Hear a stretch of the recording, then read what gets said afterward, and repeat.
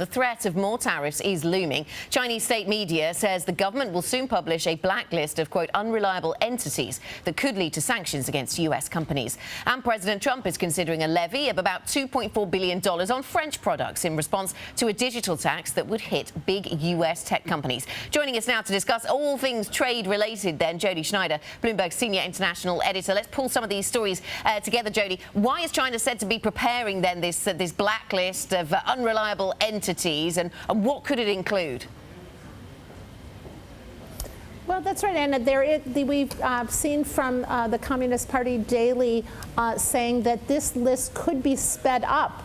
China has been talking about publishing this list of U.S. companies since May, after there were restrictions placed by the U.S. on Huawei. However, they're talking about speeding it up because there's legislation pending in the U.S. Congress. Senator Marco Rubio, a Republican from Florida, has proposed, and the legislation is moving forward, that would essentially sanction Chinese officials for any abuses against the Muslim Uyghurs.